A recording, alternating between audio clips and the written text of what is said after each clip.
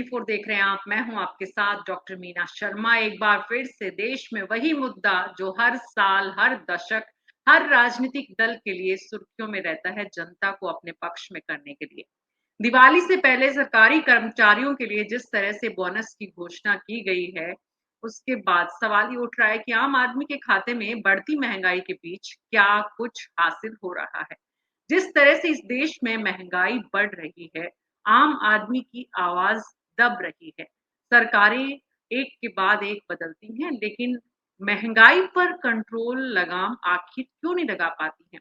जो बीजेपी इस देश में 10 साल पहले सत्ता में महंगाई को बड़ा मुद्दा बनाकर आई थी, आज वही बीजेपी महंगाई की चुनौती से जूझ रही है और आम आदमी की इस परेशानी का कहीं कोई समाधान भी सरकार के पास नजर नहीं आता है, सिवाय अंतर्राष्ट्रीय मानकों के और अंतर्राष्ट्रीय पैरामीटर्स का हवाला देने के लिए।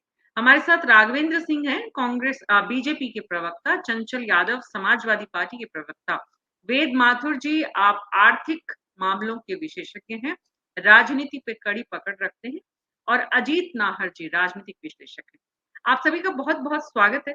राघवेंद्र जी, सरकारी कर्मचारियों को खुश तो आपने कर दिया, आम आदमी का सवाल जो है उसके ऊपर क्या कुछ सोचते हैं। लगातार केंद्रीय कर्मचारियों को दिवाली गिफ्ट जो है उसके संदर्भ में कई सारे सवाल खड़े हो रहे हैं और एक एक करके हम उन सवालों को समझने की कोशिश कर रहे हैं।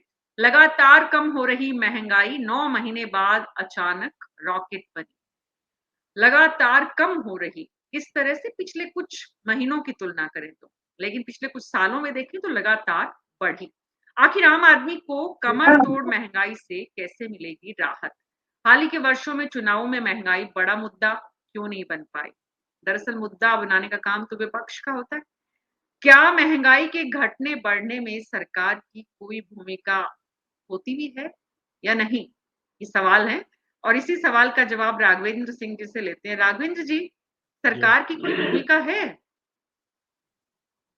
नहीं मीना जी, निश्चित रूप से देश में अगर कोई भी आंतरिक गतिविधियां होती हैं या बाहर की गतिविधियां होती या कोई भी इस प्रकार की गतिविधि होती है, चाहे आर्थिक हो, राजनीतिक हो या किसी भी प्रकार की हो, तो उनकी परोक्ष या प्रत्यक्ष रूप से सरकार की भूमिका रहती है और उसकी जवाबदेही सरकार की बनती है। यह ईमानदारी की बात है।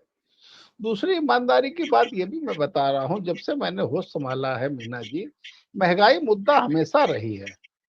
77 के आसपास एक फिल्म आई थी, रोटी कपड़ा और मकान। केंद्र में कांग्रेस की सरकार थी, तब उसमें एक गाना था कि हाय महंगाई महंगाई ये महंगाई मार गई। तो मैंने तब से लेकर के, उस समय मैं बहुत छोटा था, तब से लेकर आज तक मैं देख रहा हूं हर राजनीतिक दल की सरकार रही है, लगभग किसी न किसी रूप में केंद्र में या प्रदेश में महंगाई की भूमिका रही है। लेकिन अगर हम इधर 10 वर्षों की तुलना करें, 2004 से लेकर 2014 तक, 2014 से लेकर के आज तक, मुझे संतोष है हमारी सरकार में उस स्तर से महंगाई नहीं बढ़ी है। जबकि हमने जो है देखा है कोरोना काल भी, राघवेंद्र जी, कोरोना काल में बीच में रोक रही हूँ आपको, क्योंकि बच्चे से बड़े हो गए हैं आप इस विषय को समझते हुए। तो 2004 में और 2014 में और 2024 में दाल के भावों की चेकलिस्ट भी आपने जरूर देखी होगी, सब्जियों के भाव भी देखे होंगे। जो पहले किलो में आया करती थी वो अब पाव में आती है, और उसके बाद आप अपनी सरकार का बचाव करिएगा। वैसे मेरा सवाल ये था जिसका जवाब आपने ये तो दिया कि हाँ होती है, लेकिन कम करने में होती है, कुछ नियंत्रण करने में भी होती है, सरकार उस पर कुछ सोचती है। नहीं, मीना जी, निश्चित रूप से रहती है, ये व्यवहारिक बात है। और हमें लग रहा है जो पैनल में हमारे समाजवादी पार्टी के मित्र बैठे हैं या शास्त्री बैठे हैं, इसको अगर हम कोई इस प्रकार का बचाव करें कि महंगाई में कोई भूमिका नहीं सरकार की होती है, तो हमें लग रहा है ये उचित नहीं होगा। तुरंत वो खंडन करने लगे कि भूमिका होती है। महंगाई बढ़े तो भी सरकार के प्रश्न खड़े किए जा सकते हैं, अगर कम हो तो निश्चित रूप से सरकार की जवाबदेही होती है। मैं कुछ आंकड़े प्रस्तुत करना चाहता हूं। ये अगर मीना जी एक बात करें, अगर आप एक विषय को लेकर के चर्चा करेंगे कि ये पेट्रोल के दाम बढ़े या डीजल के दाम बढ़े या सब्जियों के दाम बढ़ रहे हैं, ये नहीं होता है। ये सच्चाई ऐसी नहीं होती है। इसमें केंद्र सरकार, रिजर्व बैंक के अन्य संस्थाएं जो होती है उसके आंकड़े जारी करती हैं। आंकड़े के आधार पर अर्थशास्त्री जो होते हैं उसकी समीक्षा करते हैं, और उसकी समीक्षा आंकड़े के हिसाब से ही होनी भी चाहिए। मैं बता रहा हूँ यूपीए की सरकार में 2004 से लेकर जो 14 तक 22 बार महंगाई दर 9% के पार गई थी और 9 बार दहाई के अंक के पार गई है। मीना जी, आज की तारीख में हमारी केंद्र की सरकार रही है, हम लोगों ने कोरोना काल भी देखा है, बहुत ही विभिषिका झेली है हमारी सरकार ने, लेकिन आज तक 9% के पार हमारी महंगाई दर हमें लगता है एक बार भी नहीं गई है। 10 वर्ष से ऊपर हो गए, लगभग 12 वर्ष हो गए हैं, हमारी महंगाई दर इसके ऊपर नहीं गई है। मुझे याद है रेणुका चौधरी जी जब केंद्र की सरकार थी, रेणुका जो मंत्री हुआ करती थी, तो उनसे इसी प्रश्न पूछा गया था यही विषय लेकर के, तो उन्होंने कहा था पैसे पेड़ में नहीं उगते हैं। तो निश्चित रूप से सरकारों की भूमिका रहती है और हमारी सरकार, मुझे संतोष है, महंगाई हम लोग काफी को नियंत्रण पाने में सक्षम रहे हैं। हम लोगों ने जी, महंगाई दर उस हिसाब से जी, नहीं बढ़ने दी है जितनी जी, यूपीए सरकार के जी, समय हुआ करती थी। जी, तुलनात्मक आंकड़े और प्रतिशत आपने सामने रखा है। चंचल जी, जैसे सरकार की कोई भूमिका होती है महंगाई को नियंत्रित करने में, वैसे विपक्ष की भी कोई भूमिका होती है सरकार को नियंत्रित रखने में कि महंगाई अगर सरकार बढ़ा रही है या बढ़ रही है और सरकार का कंट्रोल नहीं है तो विपक्ष उसे इतना मुद्दा बनाता है। जैसे कि आपकी मतलब कांग्रेस पार्टी की, आपकी इंडिया गठबंधन का हिस्सा हैं आप, और कांग्रेस की केंद्र में जब सरकार थी तो आज भी उन वीडियो की चर्चा होती है कि स्मृति ईरानी सिलेंडर लेकर बैठ गई थी संसद भवन के आगे, और वैसे ही कुछ और किस्से भी हम सुनते हैं। आज हमें विपक्ष की भूमिका भी इस संदर्भ में जरूर समझने की जरूरत है कि वो सरकार को लगातार आगाह करता है महंगाई के मुद्दे पर, जनता की आवाज बनता है महंगाई के मुद्दे पर। देखिए मीना जी, थोड़ा समय दीजिएगा, मैं विस्तार से आपको डिटेल में बताऊंगा। देखिए, भारतीय जनता पार्टी का जो एरा था 2004 से 14 के बीच का, 2014 से लेके अभी करंट तक का, 2004 से 14 तक का जब यूपीए की सरकार थी, आपको याद होगा, तो बीजेपी के लोग नारा दिया करते थे कि महंगाई डायन हुआ करती थी। अब महंगाई न जाने क्या क्या हो गई है, तो राघवेंद्र भाई बताएंगे ही आपको, बता भी नहीं पाएंगे।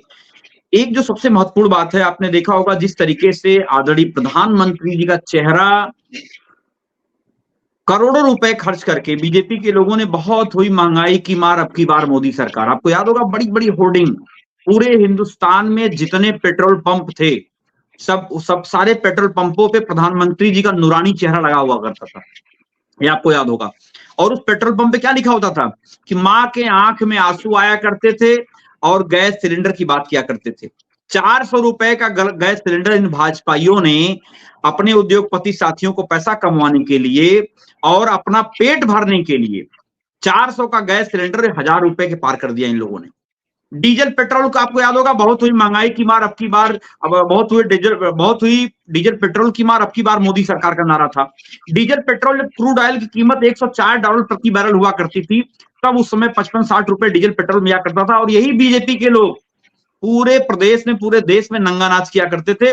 और आज के समय में क्रूड ऑयल की कीमत 50-60 रुपए के आसपास इर्द गिर्द एक एवरेज में रही है अगर देखा जाए इनके कार्यकाल में। लेकिन इन्होंने एक्साइड ड्यूटी से लेकर के सब जो सारे ड्यूटी बढ़ा बढ़ा करके डीजल पेट्रोल से कहां तक पहुंचा दिया, और लाखों करोड़ रुपए इन्होंने इकट्ठा किए।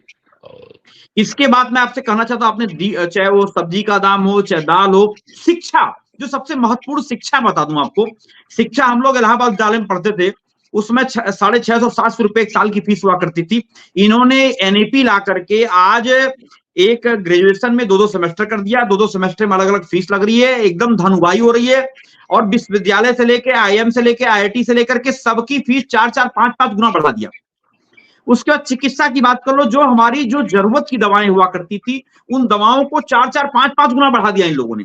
जिस दवा की कीमत समझिए कि आज के समय अगर हम देखें कि 3 रुपए 4 रुपए होनी चाहिए, वो दवा की कीमत इनके यहाँ कम से कम मान चलो कि 50 से 60 रुपए पहुंचा दिया इन लोगों ने।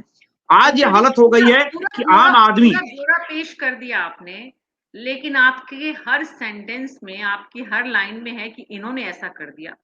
इन्होंने महंगाई के खिलाफ जिस तरह के नारे गढ़े, इन्होंने पेट्रोल पंप पर जितने बैनर लगाए, वेद माथुर जी, सवाल ये मैं है मैडम, कि जितने नारे बीजेपी ने गढ़े इस महंगाई को, जनता को महंगाई से राहत देने के लिए, चंचल जी के तमाम आरोपों के बीच भी विपक्ष उन नारों से आगे नए नारे नहीं गढ़ पा रहा है।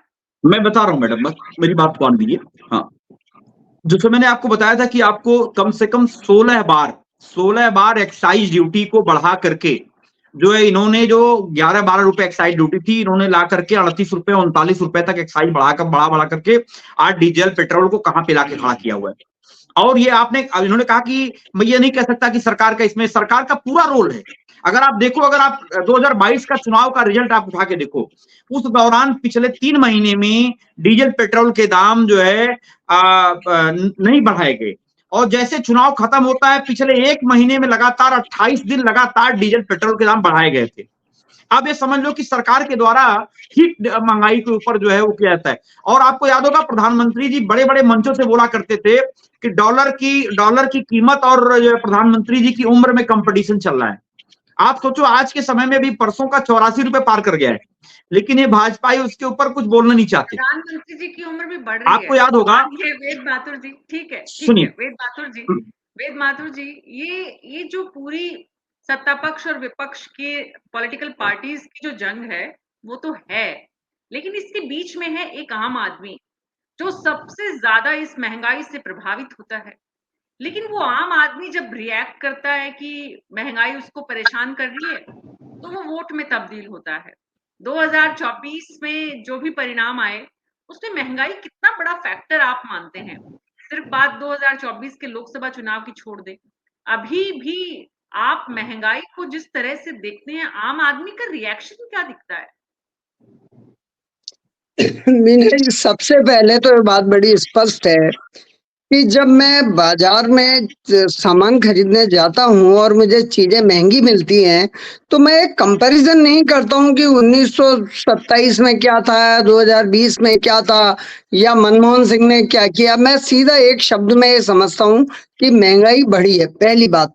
दूसरी बात यह है कि जब भी महंगाई का चर्चा होता है तो मुझे सुषमा स्वराज जी का एक भाषण याद आता है जो उन्होंने लोकसभा में दिया था। वो एक अभूतपूर्व भाषण था और उससे पूरे देश में उन्होंने कांग्रेस के खिलाफ जो वातावरण बना उसमें मदद मिली। लेकिन आप बिल्कुल आपने सही संकेत दे रहे हैं आप कि कांग्रेस है उस मुद्दे को उठा नहीं पाई।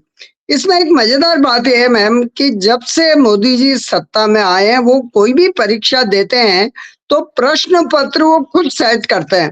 तो जब वो विपक्ष में थे तो महंगाई की बात करते थे, भ्रष्टाचार की बात करते थे, रोजगार की बात करते थे। आज वो नहीं करते, वो अपने अलग एजेंडा पे चलते हैं और राष्ट्रवाद, हिंदुत्व आदि आदि। लेकिन कांग्रेस की ये विफलता है या ये कहें कि कांग्रेस खुद अपने आप में गलत मुद्दे उठाती है। जैसे जातीय जनगणना का मुद्दा ये लोग उठाएंगे, या इस तरह के चीन ने हमारी भूमि पे कब्जा कर लिया है, लेकिन प्रभावशाली तरीके से वो मुद्दा नहीं उठाया जाता है। दूसरी बात यह है कि जब भी विपक्षी लोग, चाहे समाजवादी पार्टी हो या कांग्रेस हो, महंगाई का मुद्दा उठाते हैं ये लोग, तो ऐसा मुझे लगता नहीं है कि महंगाई पे चर्चा कर रहे हैं। ऐसा लगता है मुझे कि इनको मोदी से विरोध है और मोदी विरोध में कोई भाषण चल रहा है। अन्यथा देखिए, जैसे अब इन्होंने पेट्रोल और डीजल के भाव की बात की, तो उसमें बड़ा क्लियर है कि पहले इंडियन ऑयल और जो दूसरी सरकारी कंपनियां थी वो दिवालिया होते होते बची। लेकिन आज भाजपा ने भले ही दाम बढ़ाए पेट्रोल और डीजल के, लेकिन उसके दो लाभ हुए। पहला तो इन कंपनियों की आर्थिक स्थिति मजबूत हुई, और दूसरा ये हुआ कि इन पेट्रोल डीजल की जो खपत है वो नहीं बढ़ी, उससे आयात नहीं बढ़ा। खैर, अब देखिए बीजेपी कहाँ कहाँ विफल रही है। पहली चीज तो है कि जो खाद्य, देखिए इन्फ्लेशन जो होता है, मुद्रास्फीति दो तरह की है। एक तो सामान्य चीजों के भाव बढ़ते हैं और दूसरा खाने पीने की चीजों के भाव बढ़ते हैं। तो जो आम आदमी है उसको जो ज्यादा मार पड़ती है वो खाने पीने की चीजों से पड़ती है। आज सब्जियां महंगी है, फलों की तो बात ही छोड़िए आप, और दालें महंगी है। अब सरकार को ये समझना चाहिए था कि हमारा उत्पादन यदि कम हो रहा है, मांग ज्यादा है दालों की, तो उनको आयात करना चाहिए था। उतना आयात नहीं हुआ, अनाज के दाम बढ़े, दालों के दाम बढ़े और दूसरी चीजों के दाम बढ़े। उस पे जितनी ठोस कार्रवाई सरकार की ओर से होनी चाहिए वो नहीं हुई। इसी प्रकार देखिए, एक बात ये जरूर है कि ये जो महंगाई है इसको नियंत्रित करने के लिए मुद्रा की सप्लाई को नियंत्रित किया जाना चाहिए। लेकिन यदि सरकार मुद्रा की सप्लाई को नियंत्रित करेगी तो आपके विकास कार्य रुक जाएंगे, वो सरकार रोकना नहीं चाहेगी। लेकिन इन सालों में सच है कि सार्वजनिक वितरण प्रणाली जो महंगाई रोकने में बहुत बड़ा रोल अदा कर सकती थी कि सरकार अपने जो पब्लिक डिस्ट्रीब्यूशन सिस्टम है उससे दालों की और दूसरे खाद्य पदार्थों की, अनाजों की, तिलहन की सप्लाई करती। उसमें मुझे नहीं लगता है कि सरकार बहुत ज्यादा सफल हुई है, या आम आदमी के रूप में ये मैं आज चाहूँ किसी राशन की दुकान पे जाके सस्ती दालें खरीद लूं या इवन प्याज खरीद लूं, वो संभव नहीं। अब अंतिम बात जो आपने महत्वपूर्ण बात है कि चुनाव में मुद्दा नहीं बन पाई, तो देखिए जब कांग्रेस और विपक्ष भी मुद्दों से भटक रहा है, जातीय गणना जनगणना की बात हो रही है, वो बहुत ही बड़े लेवल पे बात होती है, तो फिर ये बीजेपी के लिए और आसान हो जाता है कि जो महंगाई जैसे कठिन सवाल है उनसे बचना, क्योंकि वो तो कांग्रेस और समाजवादी पार्टी भी नहीं उठा रही है, वो भी दूसरे मुद्दे उठा रहे हैं, उनको भी दूसरी चीजों की ज्यादा चिंता है। जैसे एक पार्टी है उनको इजराइल की ज्यादा चिंता है, गाजा पट्टी की ज्यादा चिंता है, उनको भाव की चिंता नहीं है। तो ये सच है कि विपक्ष है वो अपनी भूमिका नहीं निभा पा रहा है, और सरकार खास तौर से जो असंगठित क्षेत्र है, देखिए आज केंद्रीय सरकार के कर्मचारियों को आपने 3% महंगाई भत्ता बढ़ा दिया, लेकिन जो अनऑर्गेनाइज सेक्टर है, जो वोट भी ऑर्गेनाइज होके नहीं देता, उसकी परवाह इस सरकार को है, किसी और सरकार को नहीं है। पिछली सरकारों का रिपोर्ट कार्ड भी बहुत खराब रहा है, इसलिए जब मतदाता वोट देता है तो भाजपा के प्रति वो नाराज नहीं होता, क्यों उसको पता है दूसरे भी ऐसे ही है। जी जी, तो महंगाई कुल मिलाकर वेद माथुर जी आपकी बात से जो बात समझ में आ रही है वो ये कि सरकार कोई भी हो, महंगाई को कंट्रोल करने का, नियंत्रित करने का जितने प्रयास हैं उन प्रयासों में बहुत बड़ा फर्क नहीं आया है कांग्रेस की सरकार और बीजेपी की सरकार में। हालांकि नरेंद्र मोदी और बीजेपी जब आए थे तो महंगाई को बहुत बड़ा मुद्दा बनाकर आए थे। विपक्ष आज इसको मुद्दा बना पा रहा है कि नहीं बना रहा है ये इम्पोर्टेंट नहीं है।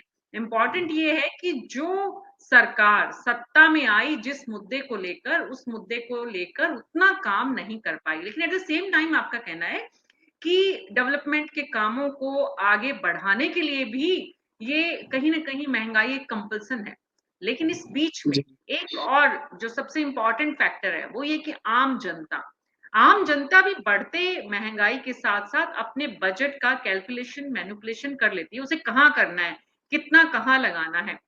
अगर आम जनता रिएक्ट नहीं कर रही है महंगाई के मुद्दे पर, इसका मतलब कहीं ना कहीं राघवेंद्र जी ये सरकार को भी ये समझ में आ गया है कि आम आदमी को खुश करने का कौन कौन सा फॉर्मूला है।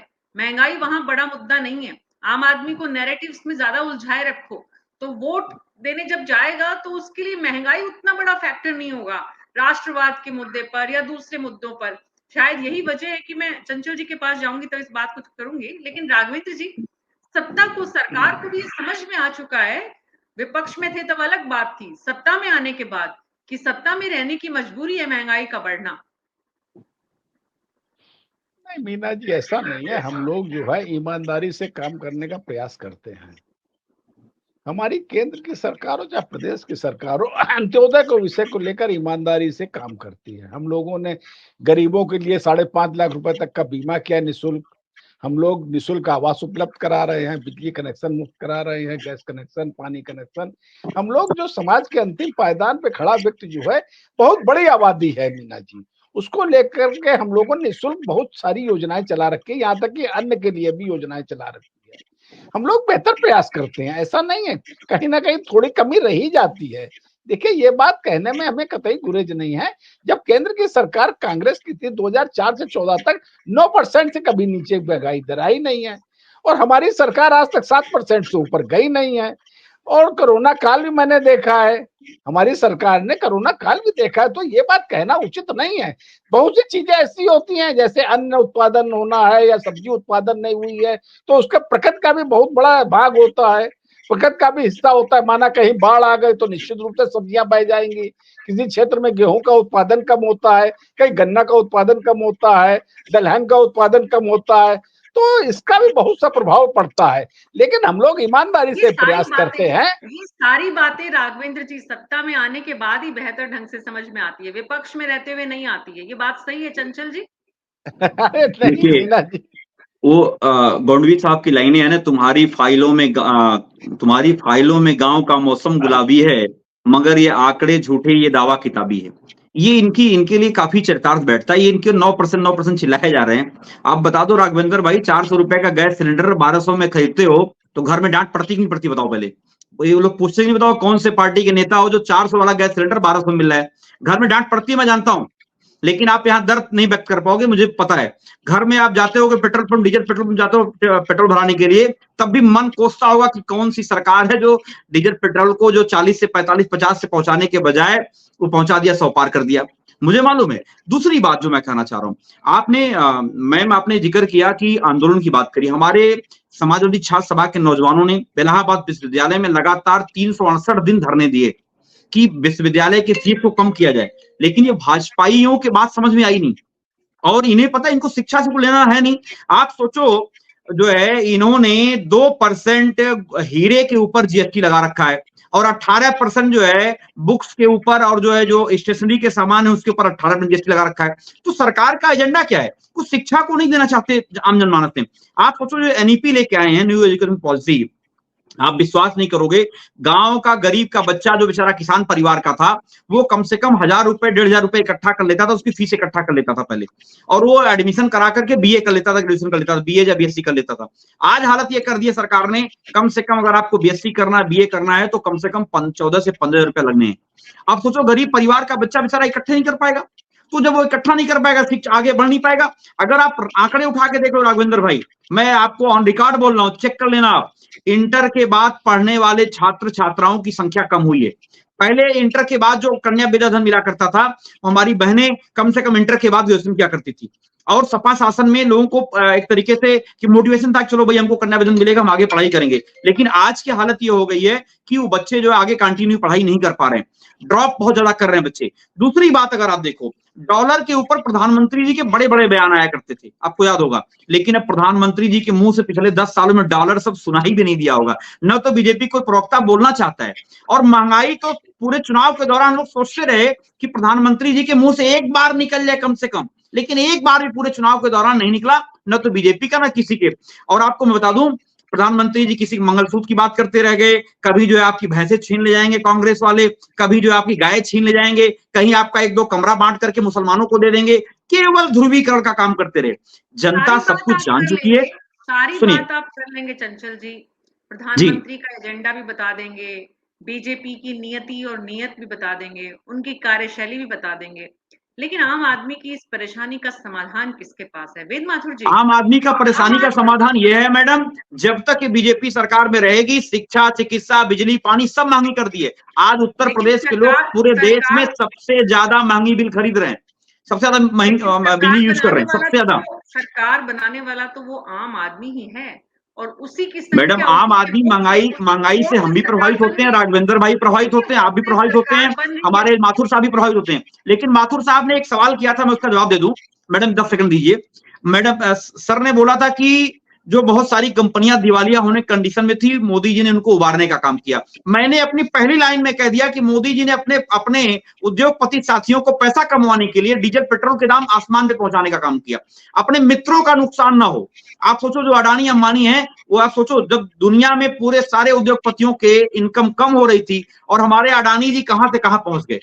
तो ये फिक्र तो है। मैं आपकी माथुर साहब आपकी बात से एकदम पूरी तरह सहमत हूँ, और इसमें कोई दो जी सब कुछ है। आपने कहा अडानी अंबानी, लगातार आप लोग कह रहे हैं, लेकिन उनकी इकोनॉमी तो बढ़ रही है, अच्छे से बढ़ रही है। अब जो प्रधानमंत्री अडानी अंबानी के लिए काम कर रहे हैं, आप बताओ एयरपोर्ट, सुनिए मैडम, अब एयरपोर्ट की बात कर लो। अभी एयरपोर्ट पे हम लोग पहले जाते थे तो कम से कम 50 रुपए 60 रुपए लगता था पार्किंग का, अब सीधे 200 रुपए लगते हैं। तो आप बताओ, जो अपने मित्रों को पैसा कमाने के लिए सरकार काम करेगी तो क्या हालत होगी। अब जो इंस्टीट्यूशंस थे, जो सरकारी संस्थाएं थी, उसको बेचने का लगातार काम कर रही सरकार। अब रेलवे की बात कर लो, अगर आप अकेले 3.25 लाख नौकरियां केवल रेलवे से खा गई बीजेपी। अगर ग्रुप डी ग्रुप सी की बात करें अगर आप, तो ये बता नहीं पाएंगे पांडे राघवेंद्र भाई कि अंतिम बार कब रेलवे की परीक्षा हुई थी। दूसरे एसएससी के एग्जाम हर साल हुआ कर 2-2 बार हुआ करते थे, लोगों को नौकरी मिला करती थी। जो हमारी नवरत्न कंपनियां थी हमेशा फायदे में हुआ करती थी, और ये सरकार 18-18 घंटे मेहनत करने के बाद उन कंपनियों को घाटे में दिखा करके बेचने की तैयारी कर रही है। और मैं तो कहता भी हूं कि अगर आप देखो लखनऊ से लेके आसपास जो जिले हैं, पूरे यूपी में एक एक जिले में मैं बता सकता हूं कि कौन कौन जिले में सपा शासन में बड़े बड़े काम हुए। और आदरणीय अखिलेश यादव जी ने, अगर आपको याद होगा, कन्नौज में लेकर के वहां पे जो है मंडियां बनाने का काम स्टार्ट हुआ था, और वो सारे कामों को रोकने का काम किया गया।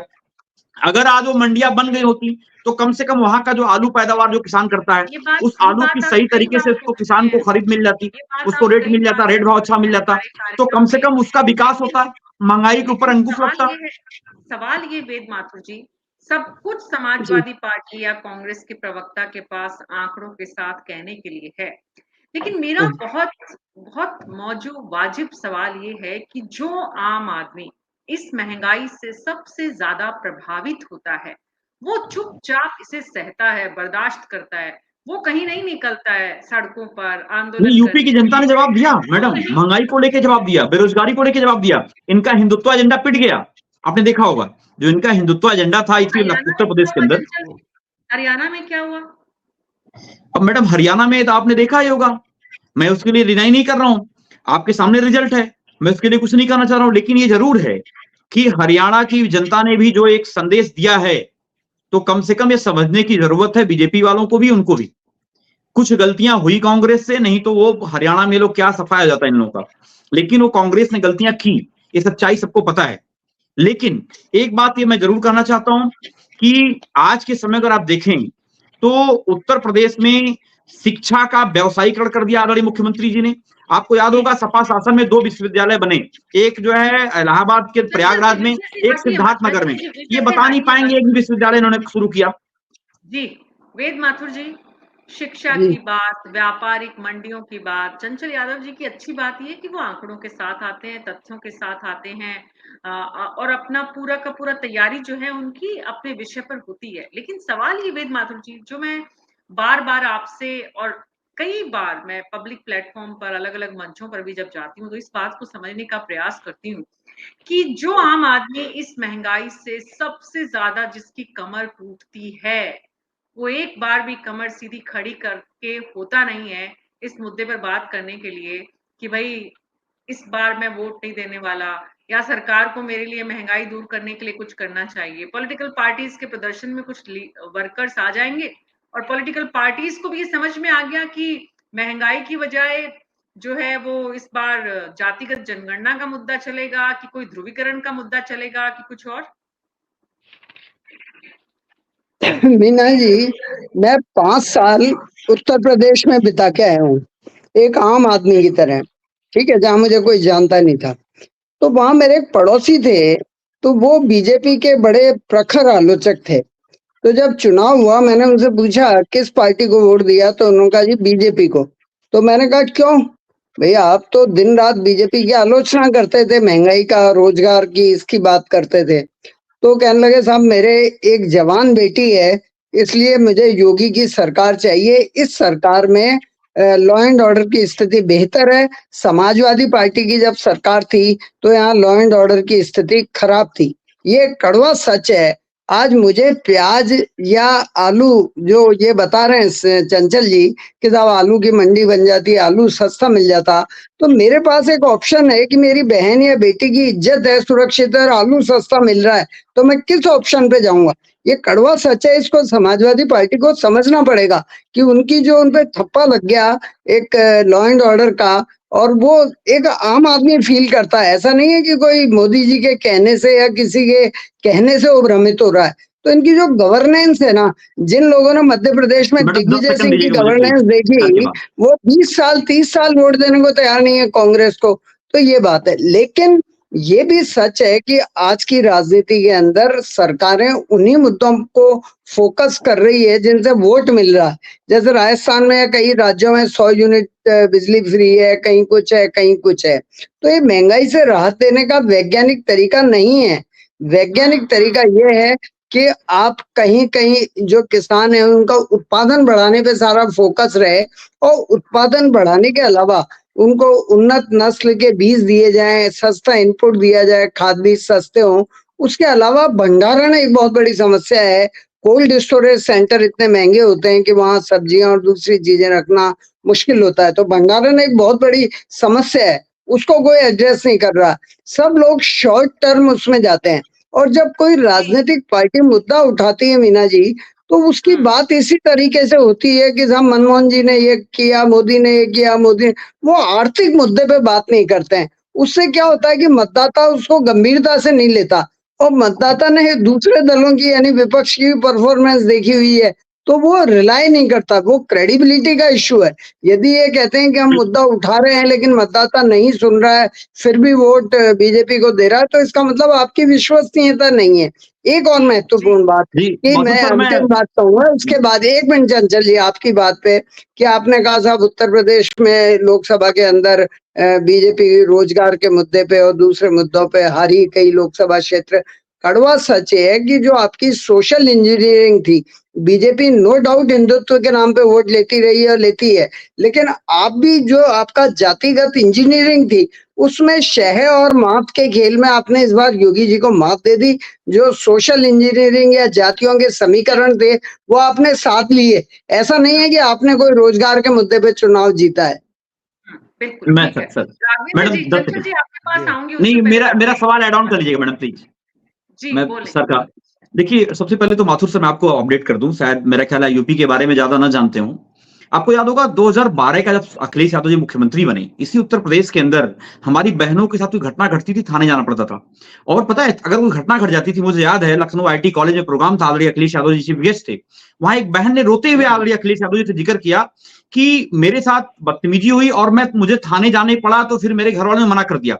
तो अखिलेश जी से उन्होंने कहा कि एक ऐसी व्यवस्था बनाओ जिसमें थाने जाना पड़े। अखिलेश यादव जी ने women power line Akhilesh ji लेके आए, जो 1090, आज अगर हमारी बहन के साथ घटना घटती है वो 1090 फोन करती है, उसके पास थाने नहीं जाना पड़ता है। और पता है ये हाईटेक सोच किसकी थी? अखिलेश यादव की थी। Dial handed. माथुर सर आपको बता दें, गांव में पहले किसी गरीब आदमी को कोई प्रभुत्व वाला आदमी अगर परेशान करता था तो बेचारा थाने पहुंच ही नहीं पाता था। वो अखिलेश यादव जी ने उसके दर्द को समझा। एक गांव के किसान, पिछड़ा, दलित, अल्पसंख्यक से जनरल में गरीब ही क्यों ना हो, वो सबके घर पुलिस पहुंचने का काम करती है एक फोन कॉल पे। वो एक दूरदर्शिता की सोच थी और लॉ एंड ऑर्डर को लेकर के हमने काम किए हैं, इनकी तरह जुमलेबाजी नहीं किए। और मैं आपको बता दूं माथुर साहब, आपके राजस्थान को देख लेना आप, उत्तर प्रदेश के अंदर पूरे हिंदुस्तान का सबसे हाईटेक पुलिस मुख्यालय, पहली ऐसी बिल्डिंग है जिसके ऊपर हेलीपैड बना हुआ है। और पुलिस का रिस्पांस सिस्टम सबसे बेहतरीन अगर किसी ने काम करने का काम किया।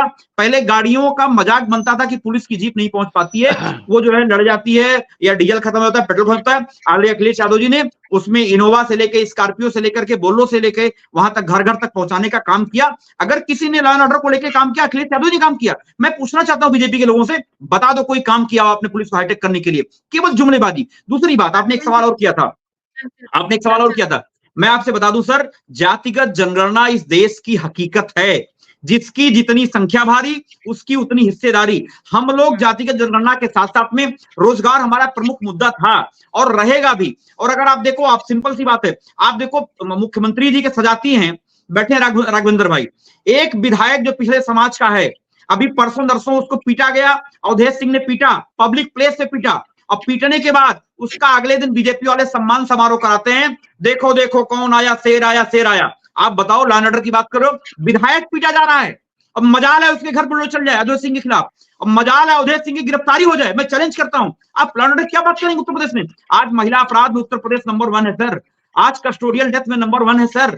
आप सोचो, आज अगर भेदभाव की बात करेंगे पूरे हिंदुस्तान में सबसे ज्यादा अगर जातिगत भेदभाव कहीं होता है तो उत्तर प्रदेश के मुख्यमंत्री जी करते हैं। ये राघवेंद्र भाई अगर किसी विधायक या सांसद को मार देंगे पिछले समाज को, उसके खिलाफ कोई कार्रवाई नहीं होगी, मुख्यमंत्री सजाती है। उदाहरण आपके सामने है अवधेश सिंह का। और आपको याद होगा Brij Bhushan sir, madam 10 second madam, Brij Bhushan Sharan Singh sir, madam एक मिनट, ब्रजभूषण शरण सिंह उदाहरण आपके सामने है, जिसके खिलाफ पास्को एक्ट के तहत मुकदमा हुआ। उस बंदे की गिरफ्तारी क्यों नहीं हुई? क्योंकि मुख्यमंत्री का सजाती है। आप लॉ एंड ऑर्डर की बात कर रहे हैं, वो बेटियां जो देश को गौरव देने वाली बेटियां थी, वो सामान्य बेटियां नहीं थी, उनके खिलाफ कार्रवाई हुई। क्या कार्रवाई आप मुझे बताओ? उनको बूटों से, बूट बेल्ट से रौंदा गया सर। लेकिन आप लोग कम से कम सही बोला करो, आप चैनल पे बैठ करके कम से कम अगर आप जब बोलते हो कि लॉ एंड ऑर्डर बहुत अच्छा है तो हम लोग को सुनकर के बहुत कष्ट होता है। मैं आप बताओ ना, आज महिला अपराध में नंबर 1 है कि नहीं उत्तर प्रदेश?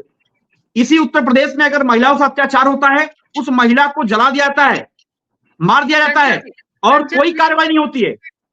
पर आते हैं वापस राघवेंद्र सिंह जी। और आप एक ध्यान करिए, चिन्मयानंद स्वामी को आपको याद होगा, जिस लड़की ने आरोप लगाए उस लड़की को जेल भेज दिया गया। चर्चा करेंगे तब ये सारे सवाल उठाएंगे। लेकिन मैडम मैं आपको दिल से धन्यवाद देता हूं, कम से कम आप महंगाई के मुद्दे पे चर्चा करा रहे हो, सच बताऊं लिटरली मैं आपको पहले धन्यवाद देना चाह रहा था, क्योंकि आज के समय में चैनल वाले न जाने क्या क्या डिबेट करा रहे हैं, लेकिन मैं दिल से धन्यवाद देता हूं कि आपने इतने प्रमुख मुद्दों पे, और माथुर सर को बैठा है, बहुत अच्छे व्यक्ति हैं, बहुत अच्छे नॉलेजेबल हैं, मैं भी इकोनॉमिक सेमे किया हूं, इसलिए बड़ा सम्मान सर का है, तो मैं धन्यवाद करता हूं दोनों का। लेकिन हम तो हर दिन नए विषयों पर चर्चा करते हैं जो आम नहीं ma'am, thank you so much, मैं तो ज्यादा नहीं बैठता था, लेकिन मुझे अच्छा लगा। हमारा मकसद सिर्फ आम आदमी की आवाज को आम आदमी के तक पहुंचाना है, और उसको ये समझाना भी है कि दरअसल वो जिस तरह से राजनीतिक हथियार बनता है उसे कितना बनना है।